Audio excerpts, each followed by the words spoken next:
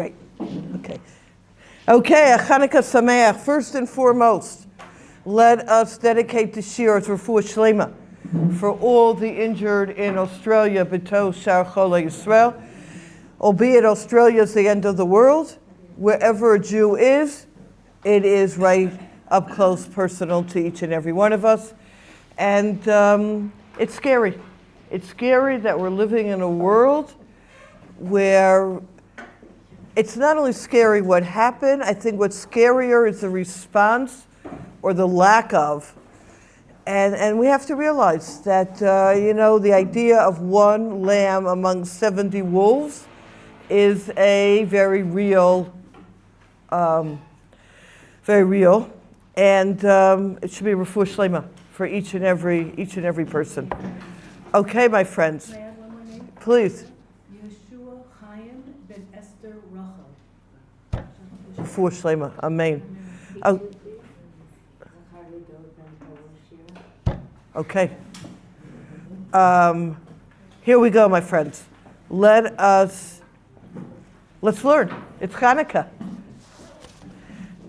Ita b'medrash rabbah, and thank you for coming back after a week break. That was Yasher Koach for remembering. Thank you. Ita b'medrash. You see, I didn't say I miss you too. Did you notice that? I'm back also. Yeah. Eat Baruch Hashem. This is a great group. Ita b'medrash rabbah, Parshas Breshit. Rabbi Shimon ben Lakish patar kra b'galios. First opening line in Chumash, toward the opening line. Va'aretz hayta tohu vavohu. The land was this full of tohu and vohu. So Chazal learned tohu is about galus Bavel. Bohu is about galus Madai. The choshech al pnei tahom. Tahom is Edom. Choshech is galus Yavan. Shech shichei name shel Yisrael b'gzerotehem. So already at the beginning of creation, we have a hint toward Yavan that they're referred to as choshech, as darkness, because they darkened our eyes with their decrees, because shaita omer lahem kitvu lachem al keren hashor she'en lachem chelik belokei Yisrael. Right on the horn of an ox, you have no portion in the God of Israel. Now, when you take a look at this statement, there are quite a number of questions that are asked, and there's a lot of Torah written on this. What's the idea of choshech, of darkness by Yavan? But the question I want to focus in on is the end of this Gemara. Right on the horn of an ox, you have no portion in the God of Israel. So the idea of no portion in the God of Israel has to be examined. More specifically, what is this horn of the ox? I mean, if you had to pick a random place to make a statement of we don't have a relationship with Hashem, I'm not sure the horn of the ox would be what?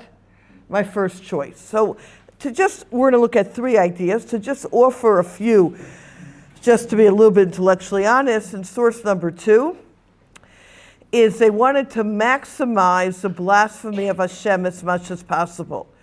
In those days, the main method of travel was through the use of ox-drawn wagons. So oxen prominently traversed the length and the breadth of the land, and that is what was like a public statement at that time.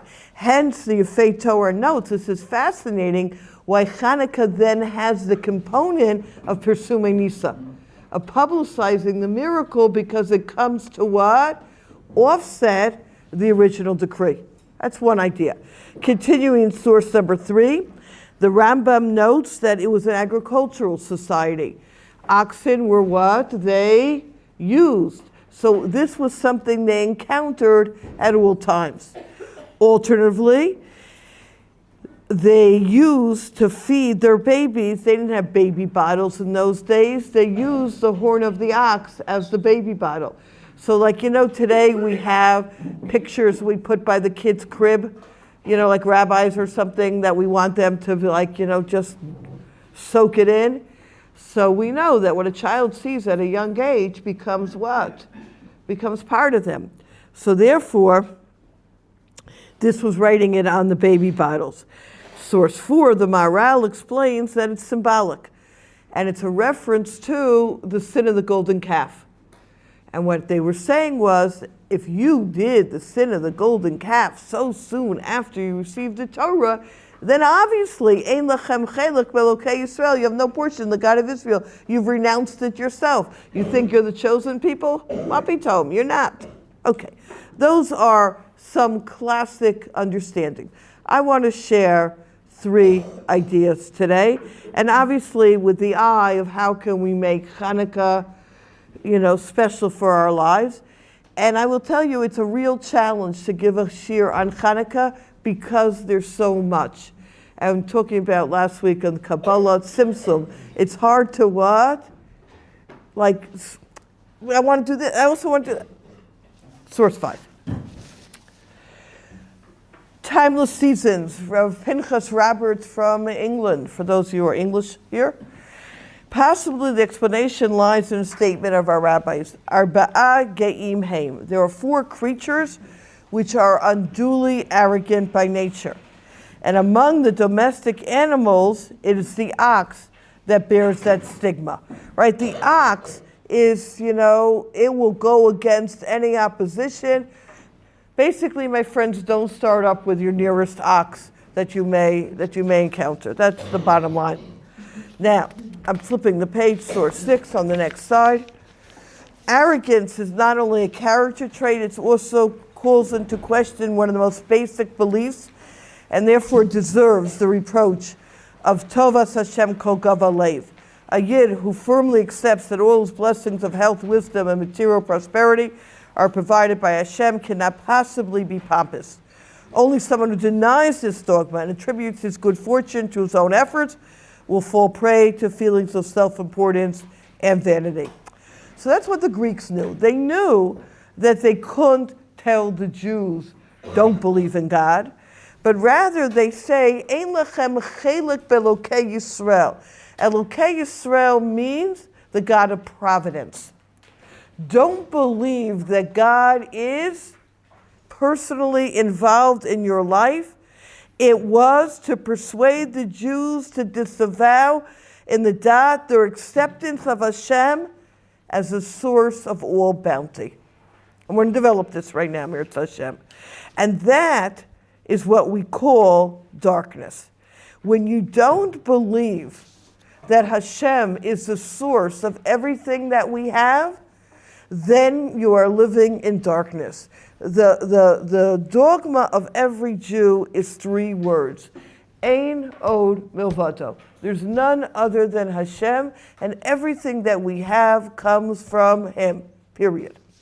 Let's develop this. I want to move to source number 9 in Rav Eli Roth, Sichar Eliyahu. And he says, Choshech ze yavan she'chshichu einayim shel Yisrael v'gzeirotayim sheyomrim lahem kitvu kever ashur ein lachem chelik be'elokei Yisrael. And he says, B'yamim avru, in the olden days, kishiyudi chala b'machala rachman litzlan, person lo aleinu got sick. What was the first thing the person did in the olden days? They look what was they did wrong. Very good. You hit the nail on the head. Very good. Can you repeat that? Yes, I will. Welcome. They would do tshuva. What is it that brought this on me? Right, when we have a headache, the first thing most of us in this room do, who would like to tell me? Take an Advil. Anyone with me taking an Advil? That's the first thing I do. I don't say, whoa, what is it that God is knocking on my door saying, Smiles, let's realign ourselves. No, I take an aspirin, I say, hopefully this goes away. They understood that tshuva is the first recourse.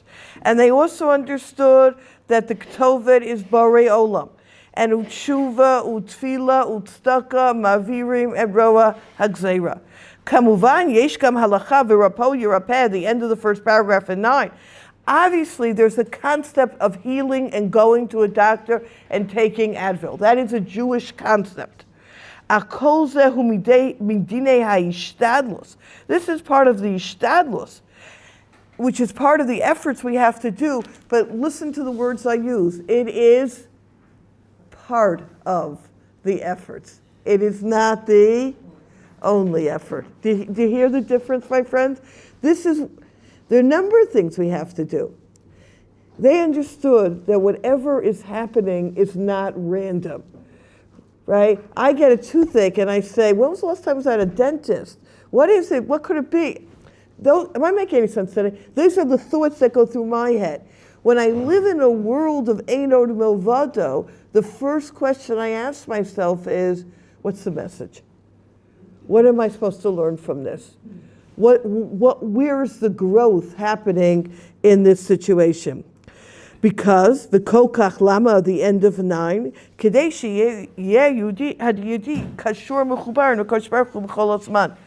why we have challenges is in order to stay connected. And that is why Rav Pinkus Zatzal says, the more you are connected in terms of thanking Hashem and acknowledging Hashem, the less you will have a need for the minor challenges in life. Do you know what the minor challenges in life? I can't find my keys. Where did I put my keys? Those experiences in life will need less of them because those are key experiences to unlock the reality of connection, because I'm already connected. It comes to mind, I've shared this before, is when my kids were little, we were in LA, and I was looking for insect repellent. And I was in Ralph's, which is like the key food or whatever of LA. And I'm walking from aisle to aisle, and I cannot find insect repellent. This is like crazy. So I remember turning to my kids at that time, one was 8 and one was 4, Kananahara. And I said, okay, Ema's stuck. Ralph is very big. It's a big store, okay? And I lived in LA. You would think, I went back visiting, you would think I would know where it was. I said to my kids, okay, Ema's stuck. What should I do? One kid said, Davin, and the other kid said, ask someone. I mean, chacham, right?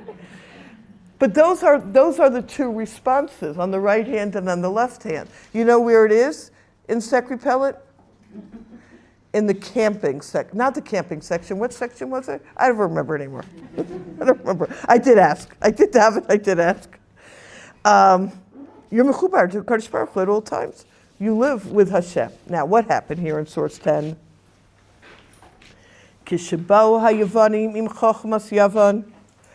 That was the normal recourse of a Jew. When Yavan came along, which is the Greek mentality, philosophy, v'chulei, kilkalu kasher zeh, they broke this relationship and they said, you know what?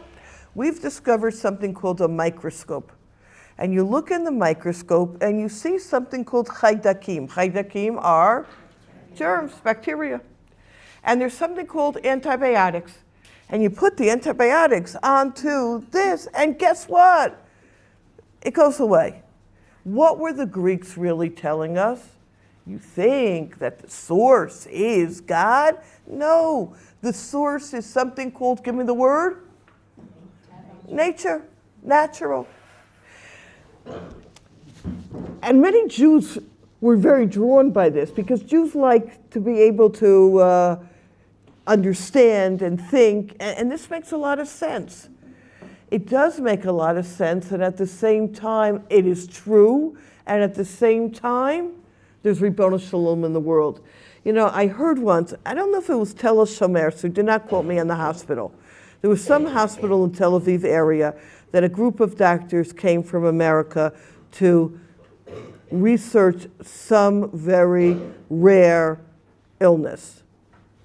Beyond that, I can't tell you the details. And they went from bed to bed, looking at the chart, speaking to the patients or the patient's parents, and trying to get a sense. And they skipped over one bed. And the mother said to the doctors, you skipped over my child. And the doctor said, you look clearly as Orthodox Jews. We don't have you as part of our study because you have something called prayer. Prayer.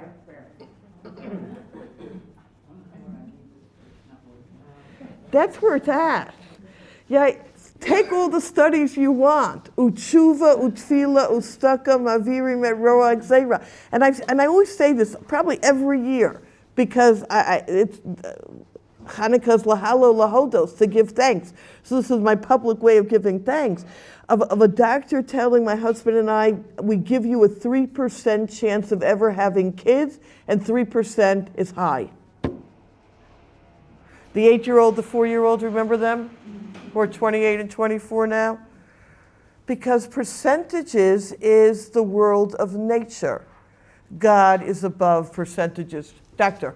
So there's a famous study out of Colombia. Okay. I don't know whether it was in the surgical ICU or the CCU. They randomized patients to 2 groups. And there were those who somebody prayed for them, and the other group that people did not pray for them. So I'm just repeating this for the Zoom audience, this audience. 2 groups in the hospital. 1 group was prayed for, 1 group was not. And the patients were not aware that they were prayed for, so it was a blinded study. Blinded studied patients did not know they were prayed The for. ones who were prayed for did significantly better outcomes in a variety of modalities than the patients that know. Wow. The patients that were prayed for did better in various modalities, and they didn't even know they were being prayed for. Yes, ma'am. Very quick. When my son was still finishing up training, with my son, I said to him, if I knew when you started how many years and how difficult it is, I would have never encouraged you to go into medicine. He said, Mommy, every day that I'm on the wards is a Kiddush Hashem. And during COVID, another son was the head of the unit, COVID unit. He said, I bring something so special to these patients, many will die. It's the beginning of COVID. He said, I bring faith to them. You bring faith to them as a doctor. So, Wow. Okay, final comment. I have to move here. Getting away from medicine a minute, there is a story about the military school in America in Annapolis. It's the College of War and stuff. And they said that some of the Israeli wars, like 67, They don't study the wars they don't. because it doesn't follow into the thing. That's it. That's it. This is what we're talking about. Greeks, teva, nature. Yiddim, we know that there is no such thing as nature. The Ribono Shalom runs this world. What'd you say? For sure. Now, this is what it means. Kitvu lachem al keren hashor. The shore is arrogance. That's what it represents. The horn of the ox is the arrogance of the arrogance, what we call the cherry on top of the cherry. Yeah? This is what it's about. You have to understand that there's only something called nature that runs the world. It's interesting, we know, and this is by what should have been an arrow, is that there are 3 keys that were not given over to any shaliach, the Gemara in Tanis, and they're only given, only Hashem is in charge. What are those 3 keys? Rain? Rain, what's second? Yeah, childbirth and Tchias HaMeitim, resurrection. Those 3 are in the hands of Hashem. So he brings here from Rav Elia Lopian Zatzal, all 3 things. Geshamim l'mashal mayim adam talui b'mayim. Water, we are dependent on water. You can't live without water. And we know, we have a science called the meteorology. We have a science, and we know one thing about this science, and that is they don't know anything. That's exactly the right answer. It's unpredictable, right? We all know this. It's going to rain today. Please take an umbrella. You take an umbrella, and what do you do with it? Use it as a walking stick. I mean, it's garnish. It's going to be a beautiful day. You get caught in a... Why? Because it was not given over to a shaliach. What's the shaliach? Teva. Isn't it fascinating that you can know when will the sun rise and set for the next zillion years to the exact minute? But we don't know rain, which is we're so dependent on. There is no natural aspect to rain. Like you would think that it will rain X amount of time in X amount of days. Nothing. Some winters are dry, some winters are wet. Some winters we have Byron, which has, 2 days of 2 months of rain. Children are the same way. Animals have children more or less on a predictable, the fish have more, they scale to different heights. We understand that. People, some people have a lot, and some people have a little. Some people it comes easy, some people not. Why? So says Rav Lupian Zatzal, this isn't just about these two. These two, we are so dependent on God because this is something, water, I'm not leaving resurrection out for now, and children is something everyone wants.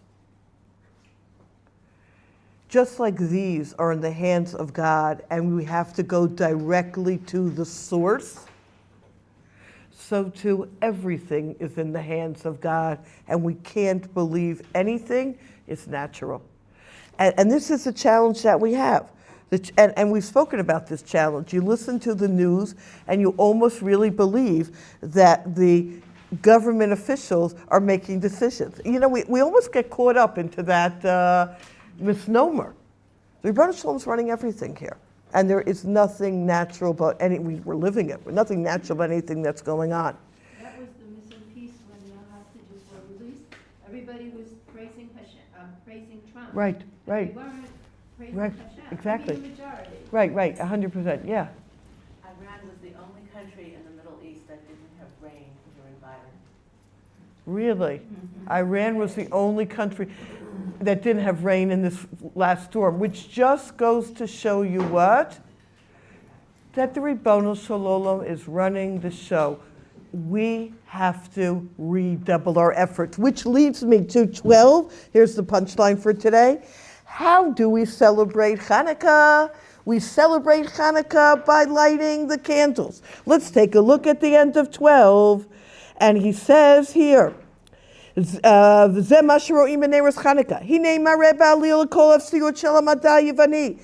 Chanukah licht, which was oil that was able to last for 8 days, is a real indication how the whole science of Greece is limited.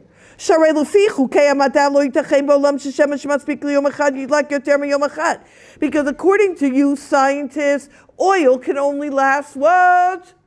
1 day. Vaner said to like odium. It breaks the laws of math, physics, chemistry, all of this. You know what it shows? There's a Barei Olam. Everything is an emissary of God.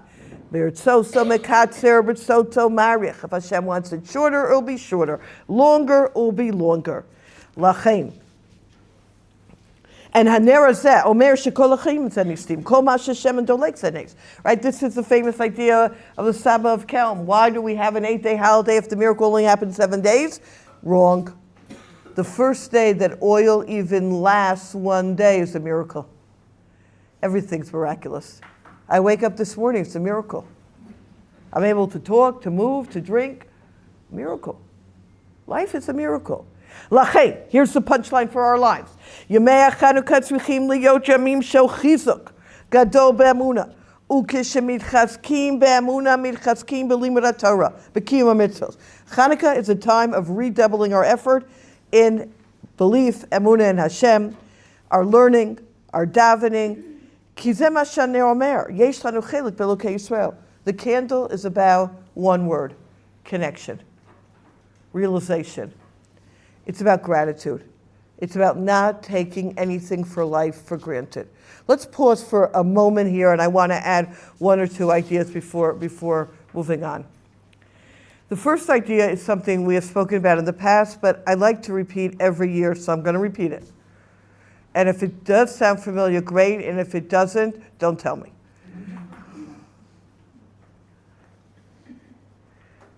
We say in the Haneros Halalu, when we light the candles, yeah? We say, Haneros Halalu Shanu Madlikim, Al Nisi Vani Flos, Al Chils, Al Mechamos, Shos, Dolotain by me, Mehem Basbanazet, Aide Konecha Kdoshim, Chosbanat Mechanical. Does this sound familiar? Haneros Halalu Code the same. Vein Lan Rishol Lishtamish Bam, Elul Osam Bilvad. In simple English, these are candles we can't use, only to look at.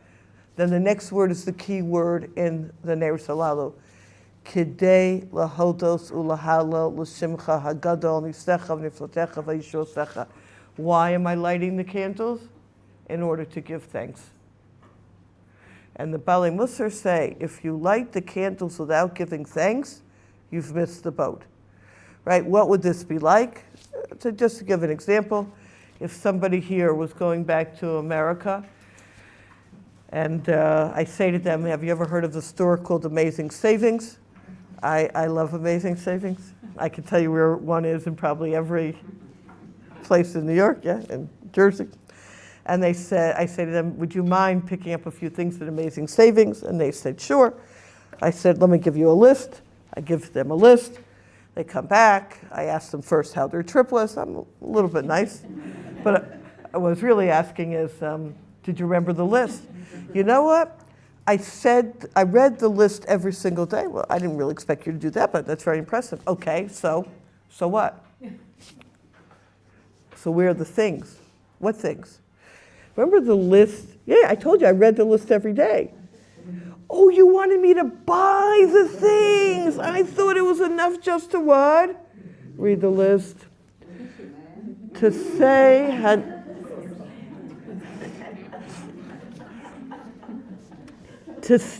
Haneros Halalu without giving thanks is to read the list without delivering the goods.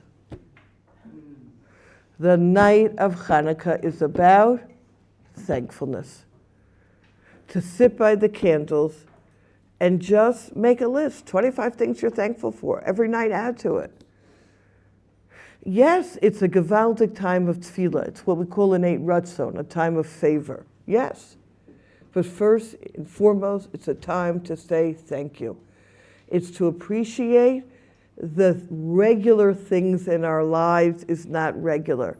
We're healthy, we have food, we have a house, we have a family. Don't take any of this for granted.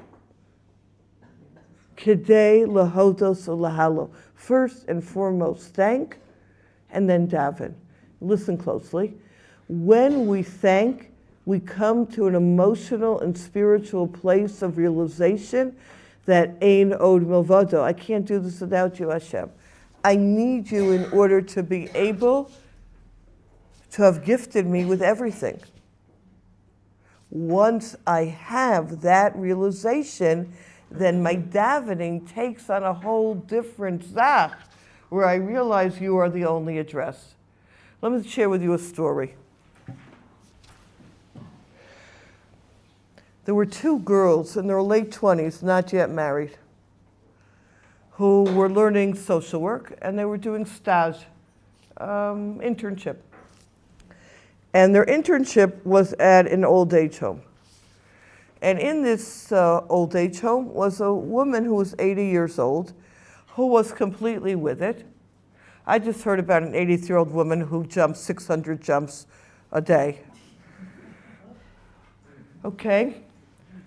She was on that in that league, and she was never married, and she was lonely. So she checked into this old age home just to have what? Company, companionship.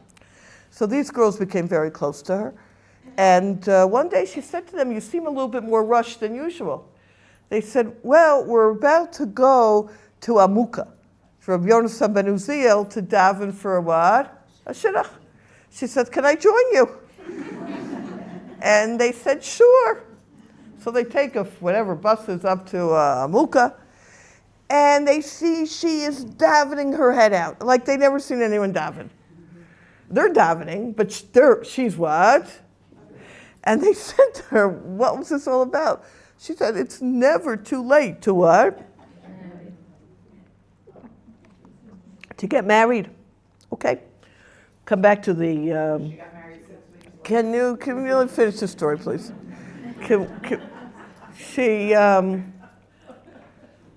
They come back, and then they got moved to a different place. And, we'll keep in touch. You know what keeping in touch means. And 6 months later, they decided, we haven't visited in a long time. They come back, and they come to her room, and it's empty. And they say, where is she? And they answer, halcha. Now, halcha, she left is not usually a good sign.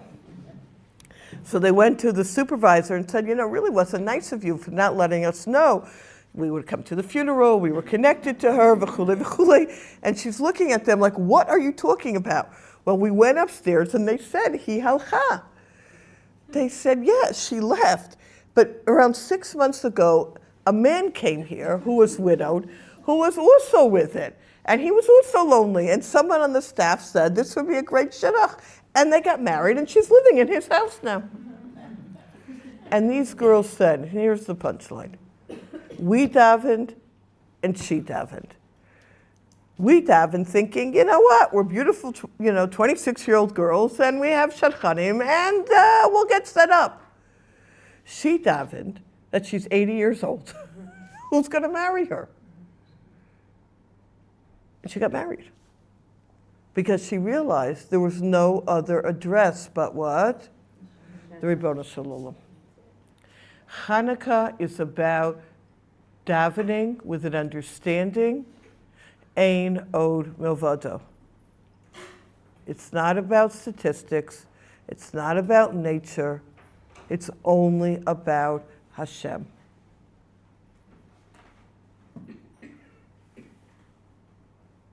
And it's not just by the candles, it's our entire day. It's a whole day of Chanukah is lahala ulahodos, to give thanks, to appreciate, to look at life from a different vantage point. Just to take this idea one step further, the Or Olam in source 13 points out, if you understand that Hashem is the creator of the world, then you understand that Hashem recreates the world on a continuous basis, and that's what we call chiddush. That's what we call renewal, rejuvenation. And he says, Hashem, we know, is mechadish b'tuvo b'chol yom tamin ma'aseh breshit.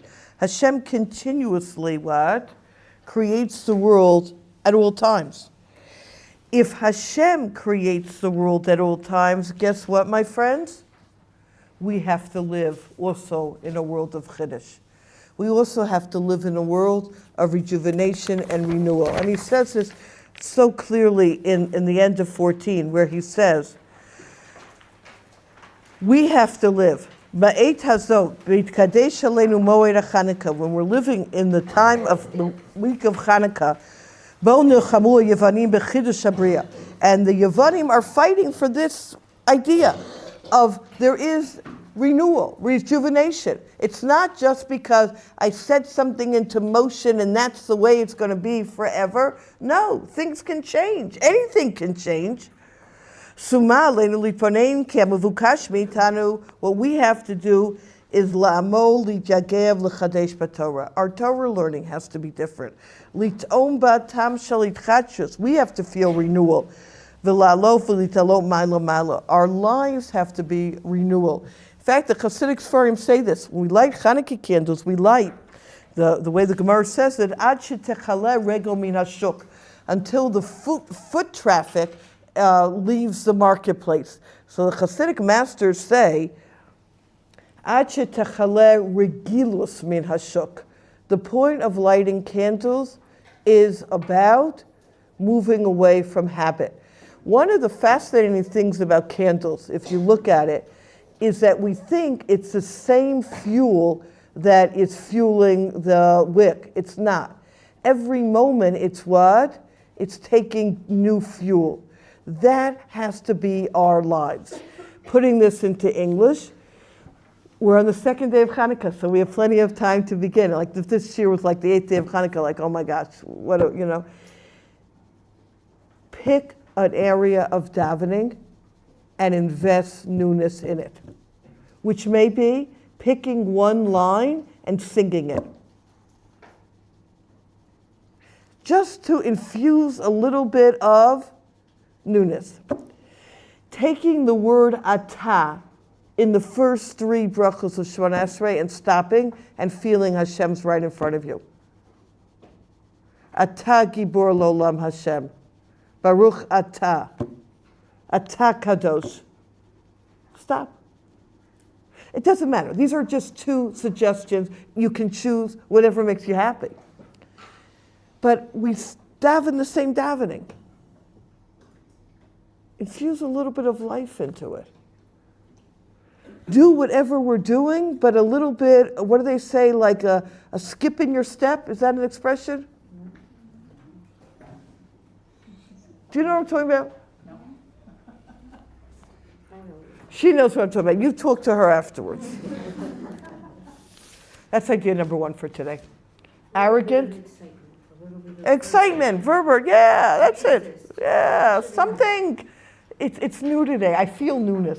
I feel like I'm a different person today, and I'm going to express it. It's wow.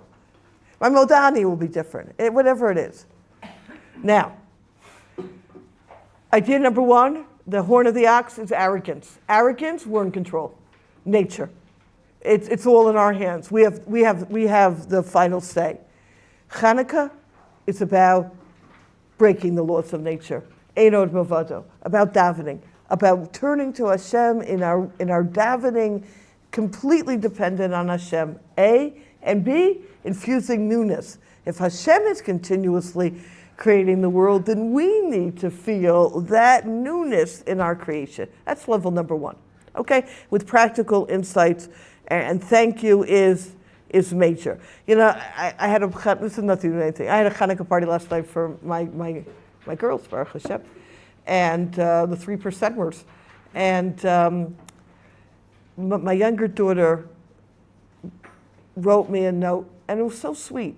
She said, this is a time of lahalo lahodos, to give thanks to Hashem, and it's a time to give thanks to those Hashem have put into our lives for what they've done for us. And then wrote a beautiful note. I'm like, wow, that's something to do. There are so many people in our lives that we want. Why not write a note to say thank you? Am I making sense? And obviously, to give them a book with a thank you to express how much you appreciate them.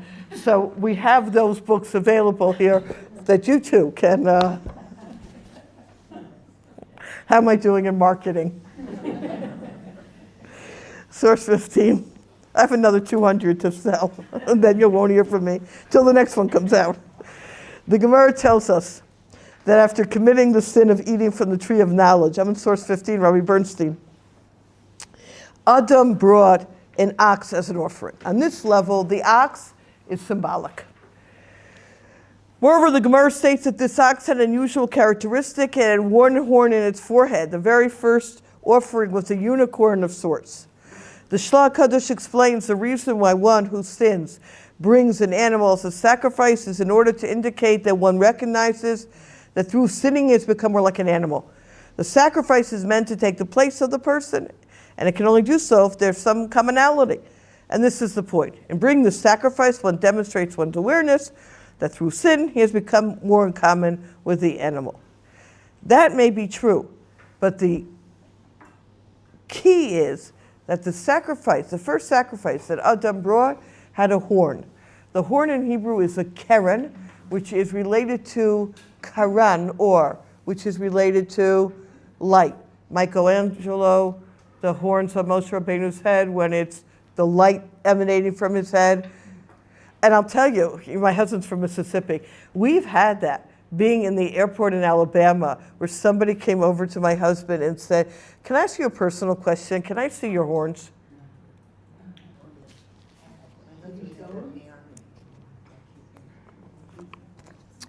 Well, my friends, yeah. Sorry, can I ask a question? Sure. So you talk about like this, that we're always being recreated, the world's being recreated. How does that balance with that idea of the next world? And that's like a constant sense. Yeah, it does. And that's exactly, no, it's exactly this. You hit the nail on the head. The question is, how do we understand that this world is continuously moving and that world is there? And this, Rabbi Tat speaks about exactly your point. That's why this world is called Aretz, from the word ratz, to run. That world is called Shamayim, from the word Sham, there. And that's exactly it. Once you're there, other people can move you higher, what we call an Ilui Neshama, but you're stuck. we have down here is about movement. And that's why every opportunity we can to hold the door open for somebody, which is obviously my metaphor, grab. Because this is the place of grabbing opportunity, because once you're, that's aretz, rats, once you're there, you're there. You're 100%. Now, what did this represent? The horn on the ox represented his aspiration to return back to his original light. That was the sacrifice of Adam.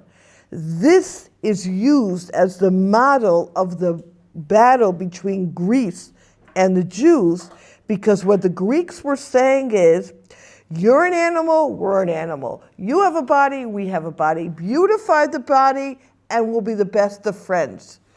And get rid of the horn. You have no portion with the horn. And our response is, this is what makes us us.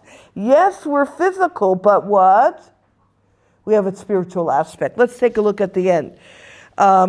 In terms of above Gemara's description of Adam's offering, 16 arrow, we can see how the dispute between Greece and Israel could be summed up by saying they're arguing over the horn of an ox, i.e. whether man should be aspiring to anything beyond the development and perfection of physical existence. Greece says man is an ox, that's it.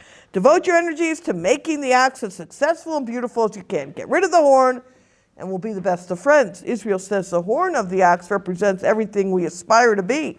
It represents our connection with the divine. It's true, we're an ox. We cannot deny that.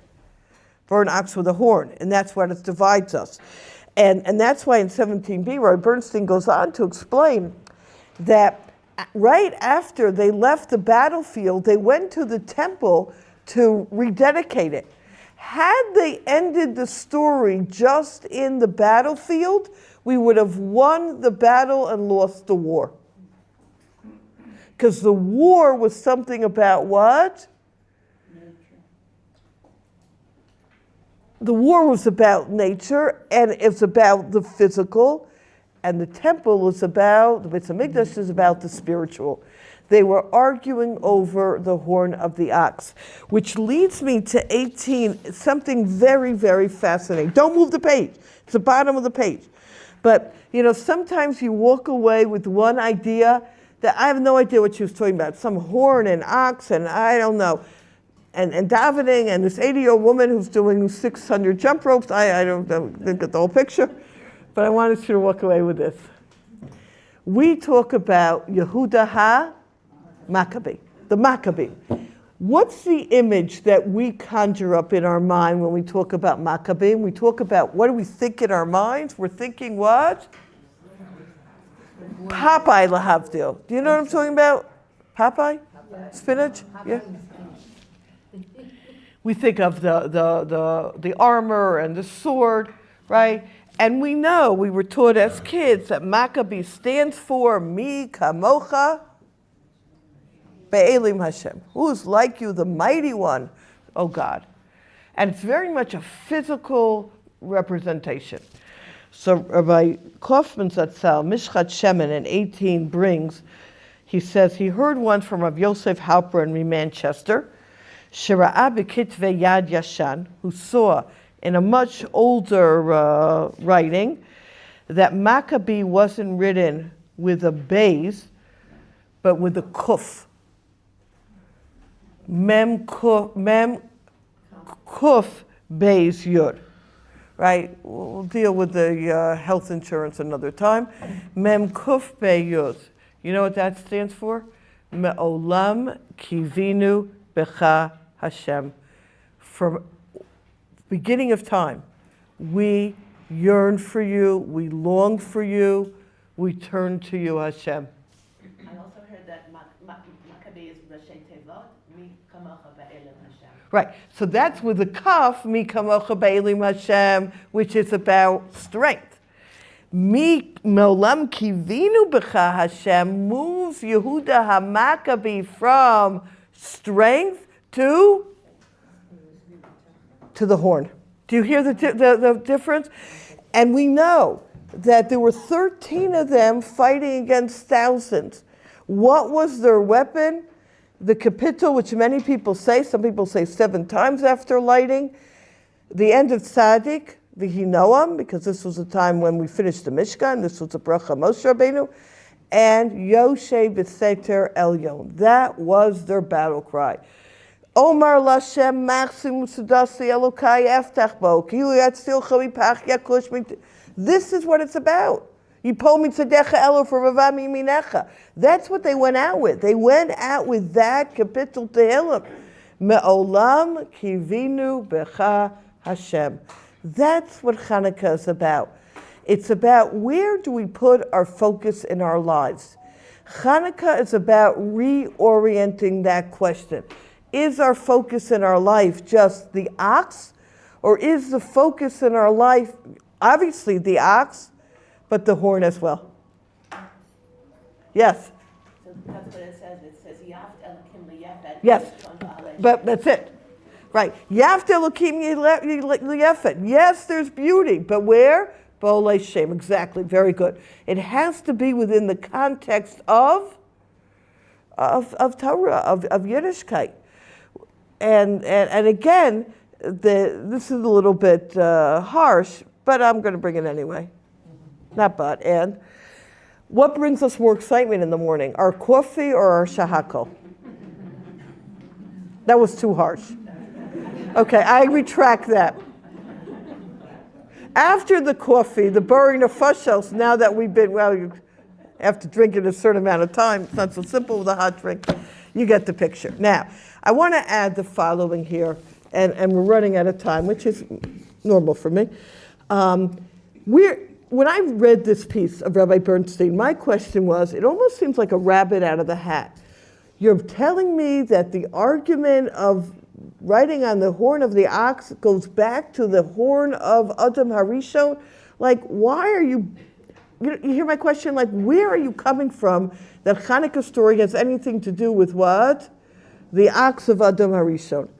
So I saw a piece, and this is 22, in Rav Moshe Shapiro's Zatzal, called Kitvu Lechem Al Keren Ashur. I didn't understand any part of this piece.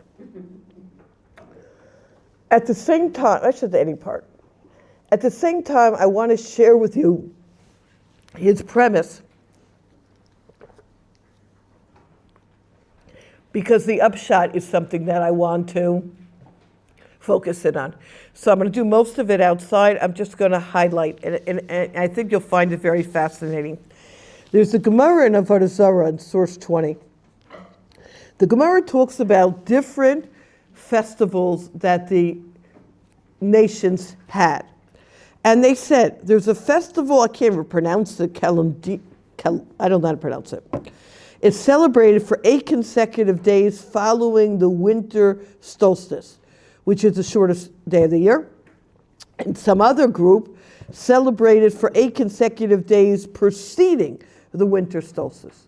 Where did this come from? So he explains that when Adam Harishon started seeing the days becoming shorter, he felt that he brought death into the world and fasted for 8 days.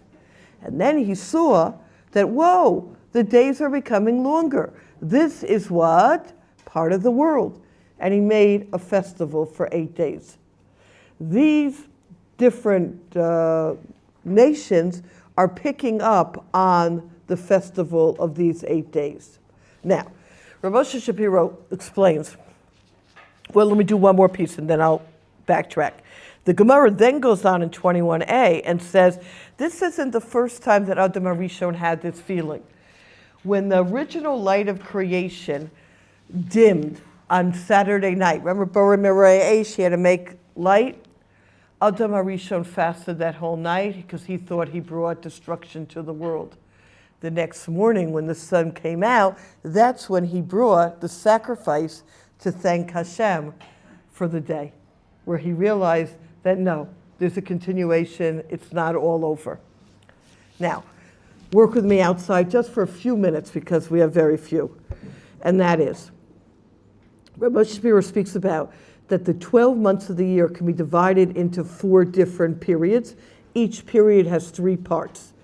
The first part begins on the 25th day of Elul, when the world was created. And that goes for 3 months. And that's when the days are becoming shorter and shorter. The next 3 months, the days become even what? Longer.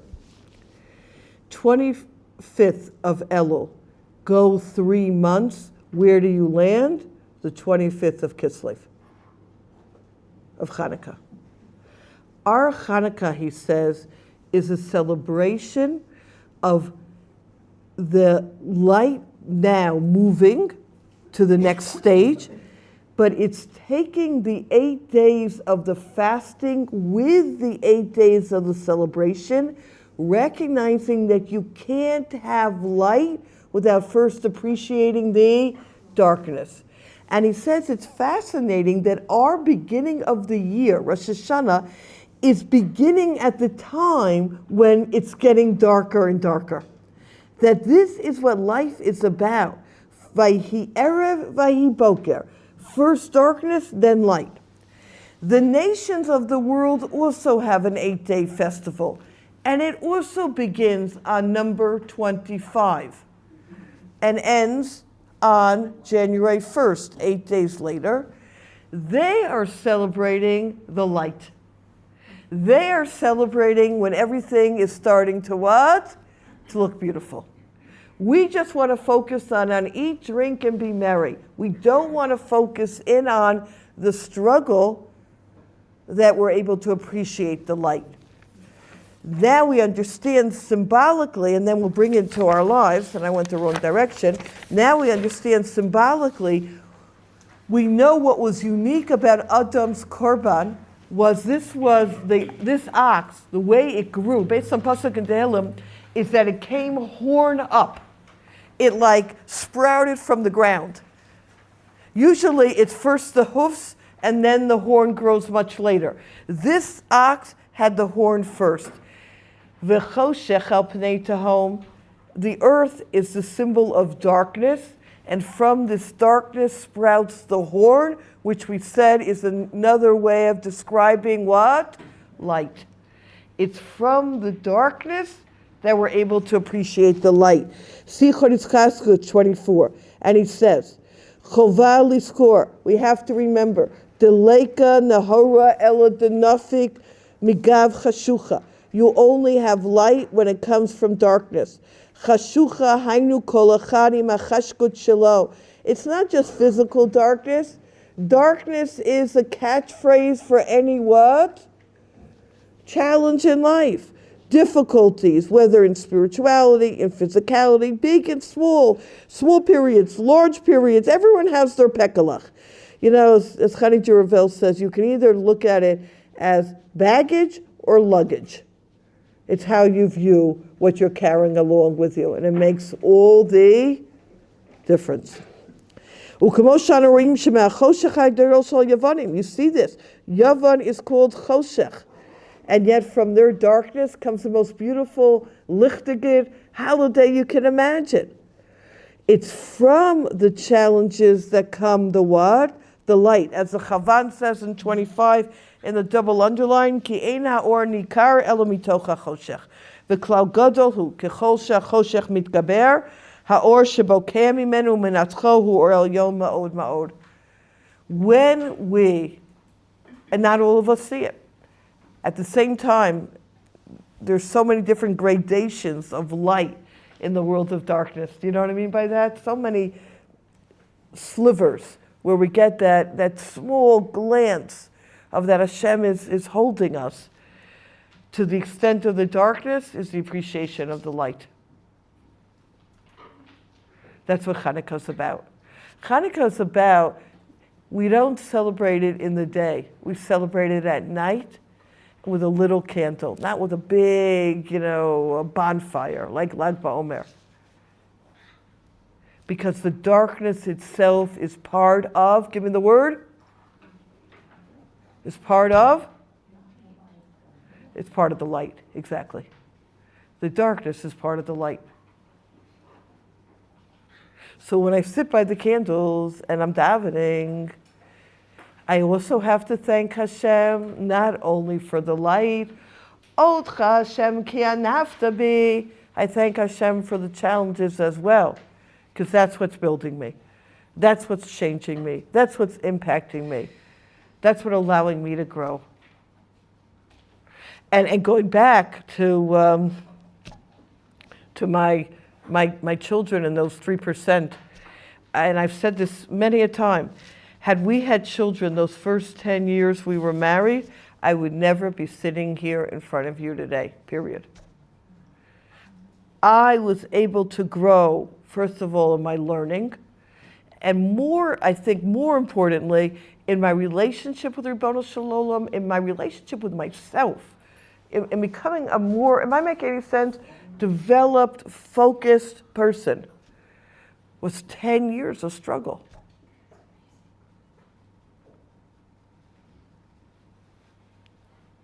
The darkness is part of the light, and the light is part of the darkness. So when we're talking about where did Yavan get the horn of the ox of Adam, it's one story where they're just celebrating the happy times. We're celebrating the struggle, because the struggle is part of what makes us us. So when we thank Hashem at the candle lighting, on your list should also be what? That I'm davening for, that I'm hoping for, that I'm struggling with. Yeah? Am I making sense? It's intense. Okay, my friends, I have 4 minutes. Whole third level left. So I'm going to do it outside because this is my life. Or I'll do a little bit inside. What is the horn of the ox? What is the ox? 26 in the Stiva Shalom. Ein lachem chelik be'elokei Yisrael v'katvu al karen Ashur, kemo she'Ashur oseh rak l'maleh tavato, kein tenagu gam atem. What is something about the ox? The ox is a again metaphor for something that just eats all day. It works all day. It's very involved in physicality. Ein lachem chelik be'elokei Yisrael. Ein lachem. Binyanei in the asterisk lachem lo yeh chelik be'elokei Yisrael. In any aspect that you're involved in the world of the physical, you shouldn't, ein lachem, you shouldn't have any part of Elokei Yisrael. You shouldn't have any aspect in your physical life that's connected to spirituality.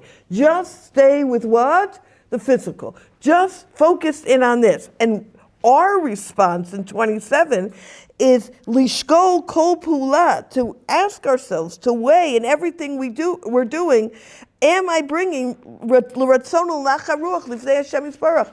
Am I bringing good favor to Hashem or not? Is this something that makes Hashem proud of me? Am I able to see Hashem at every step of the way? So we'll just do the end of Rav Pinkus and call it a day in 31. The Rambam writes that when we say Mer Nevuchim Elokei Avraham, what does that mean? The God of Avraham. She'Avraham lo nitake machshvato ma'Hashem yitbarach afilu l'rega. Avraham Avinu didn't disconnect his thoughts from Hashem even for a moment. V'omer kach, k'shadam choshev al Hashem yitbarach hareinu nimsa ito b'poa. When you think about Hashem, you feel that He's right here, and that everything that you're doing brings Him into that reality. And the arrow, ubemed katuv gam Elokei Yisrael, v'kanireh shekol Yehudi tzarich lalecha b'kivun zeh v'lishof lekach. That has to be our goal, that we have a chelik b'Elokei Yisrael. My bracha with my coffee. Klomar, which means litragel lachshov kol hazman al Hashem Yisbarach, liftoach et ha'inayim v'lerot shu nimsa b'chol makom v'chol yitzur, l'daber ito v'lachush b'nechukto. We have to feel Hashem's presence in everything that we're doing. Bottom line, Chanukah is not just about Hallel in the day and lighting candles at night. Chanukah is about feeling Hashem in our lives. Practically, this is my suggestion.